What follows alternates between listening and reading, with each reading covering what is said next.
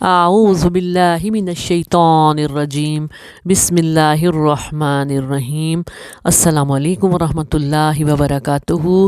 کیسے ہیں آپ سب؟ امید ہے خیریت اور عافیت کے ساتھ ہوں گے۔ اللہ پاک اپنی رحمت کا سایہ ہر وقت آپ کے اوپر قائم و دائم رکھے، آمین۔ آج ہم سورۃ النساء آیت نمبر 163 پڑھ رہے ہیں۔ پہلے دعا کر لیتے ہیں۔ رب اشرح لی صدری ویسر لی امری واحلل عقدۃ من لسانی یفقہوا قولی رب زدنی علما۔ بسم اللہ الرحمن الرحیم۔ انا اوحینا الیک کما اوحینا الی نوح والنبیین من بعدہ واوحینا الی ابراہیم واسماعیل واسحاق ویعقوب والاسباط وعیسیٰ وایوب ویونس وہارون وسلیمان وآتینا داؤد زبورا۔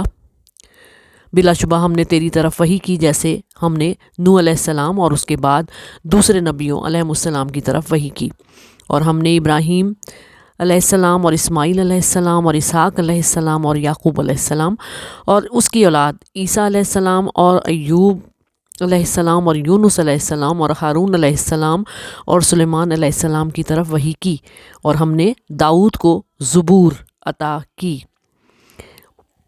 یہ آیت جو ہے کیوں نازل ہوئی، پہلے یہ سنیں۔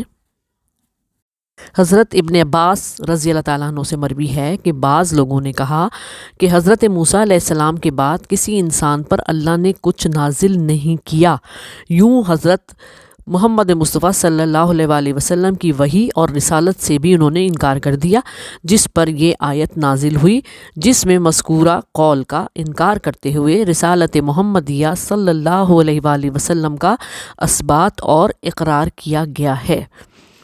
اس آیت کے دو مطلب ہیں کہ آپ صلی اللہ علیہ وسلم پر وحی آنے کا طریقہ بھی دوسرے انبیاء کی طرح ہی تھا۔ حضرت عائشہ رضی اللہ تعالیٰ عنہ کے بقول پہلے آپ پر وحی جو شروع میں آئی وہ پاکیزہ خواب تھے، سوتے میں جو دیکھتے خواب صبح کی روشنی کی طرح واضح ہوتا۔ پھر جب آپ صلی اللہ علیہ وآلہ وسلم تنہائی پسند ہو گئے تو غار حرا میں جا کر اللہ کی حمد و ثنا کئی دن تک کرتے رہتے۔ پھر ایک دن وہیں پر جبریل امین وحی لے کر آ گئے۔ اس کے بعد وحی جب بھی آتی تو اس کی صورتیں کچھ ایسی تھیں جیسے گھنٹے کی جھنکار۔ یہ وحی نبی صلی اللہ علیہ وسلم پر سخت ناگوار گزرتی تھی، اور کبھی ایسا ہوتا کہ سخت سردی میں بھی جب وحی آتی تو نبی صلی اللہ علیہ وآلہ وسلم کی مبارک پیشانی سے پسینہ پھوٹ نکلتا۔ اور دوسرا مطلب اس آیت کا یہ ہے کہ نبی صلی اللہ علیہ وآلہ وسلم پر جو وحی آتی ہے اس کا مضمون یا کہنا چاہیے اس کے مضامین بالکل وہی ہیں جو کہ سابقہ انبیاء علیہ السلام کو وحی کیے جاتے رہے ہیں۔ اور یہودیوں کے سوال کا جواب دیتے ہوئے فرمایا گیا کہ دین کے بنیادی احکامات ہمیشہ سے ایک تھے اور ایک ہیں اور ایک رہیں گے۔ وہ لوگوں پر براہ راست نازل ہونے کے بجائے وحی کے ذریعے انبیاء علیہ السلام پر نازل ہوتے رہے، جو مختلف انداز اور مختلف الفاظ میں نازل ہوئے۔ قرآن پاک تحریری مسودے کی بجائے لوگوں کی سہولت اور اصلاح کی خاطر خطاب در خطاب کی صورت میں نازل ہوا، اسی لیے ہر خطاب میں نصیحت ہوتی ہے۔ یہودیوں کے گستاخانہ سوال پر کہ آپ بھی ایک ہی بار میں قرآن کو کیوں نہیں لاتے، جیسے کہ موسیٰ علیہ السلام توریت کو لائے تھے، اللہ تعالیٰ نے جواب میں خطاب کیا اور نصیحت کے پہلو کو ملحوظ خاطر رکھتے ہوئے نصیحتیں کی۔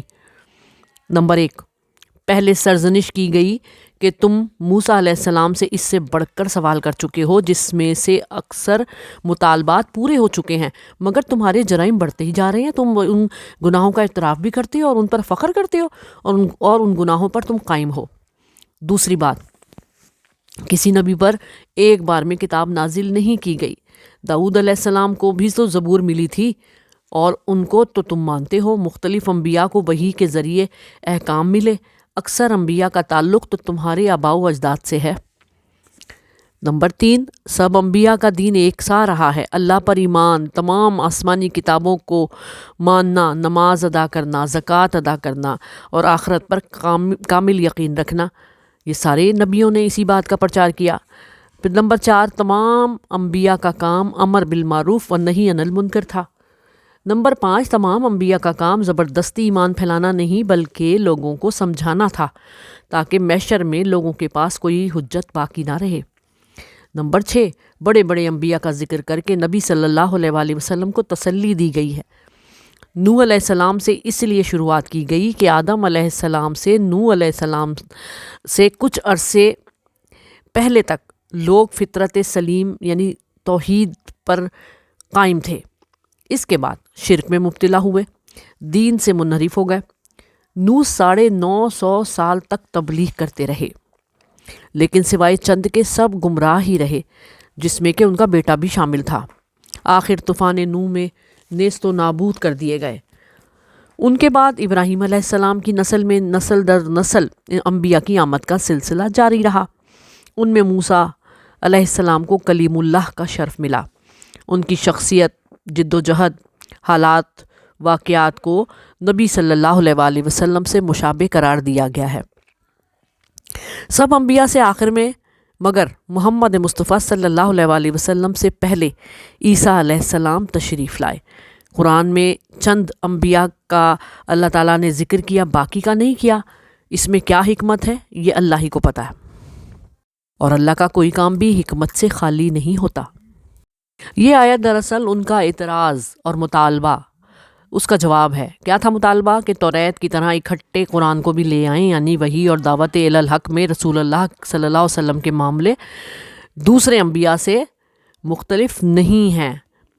نوح علیہ السلام سے لے کر جتنے انبیاء اور رسول صلی اللہ علیہ وسلم ہوئے ہیں، سب کو الگ الگ معجزات ملے، اور توریت کے علاوہ کسی کو بھی ایک بار میں کتاب نہیں ملی۔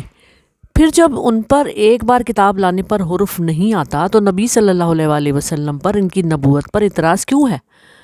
نوح علیہ السلام سے پہلے بہت سے انبیاء ہوئے ہیں، مگر صاحب شریعت نبی سب سے پہلے نوح علیہ السلام تھے، اور یہی وہ نبی ہیں جن کی قوم پر عذاب نازل ہوا، اور رد شرک کا آغاز بھی انہی سے شروع ہوا۔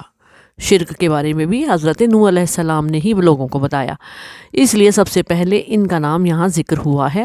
وہی کے اصل معنی ہے کہ کسی خفیہ ذریعے سے کوئی بات سمجھا دینا، اور ایہا کے معنی الہام کے بھی ہیں۔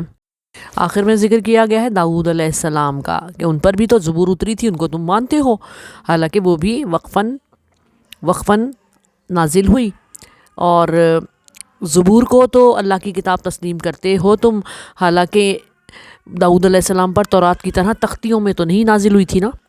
موجودہ زبور میں 150 صورتیں ہیں، جن میں دعائیں ہیں، تمثیلیں ہیں، نصیحتیں ہیں، اور اس کی حرمت کے احکام وہاں پر اور حلت کے مختلف کاموں کے احکام مذکور نہیں ہیں۔ ان کا کوئی ذکر نہیں ہے کہ کیا حرام ہے کیا حلال ہے، اور قرآن میں سب چیزوں کا ذکر ہے۔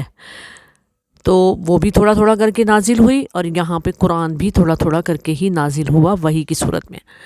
تو تم لوگ قرآن پر اعتراض کیوں کرتے ہو؟ یہی اس آیت میں بتایا گیا ہے۔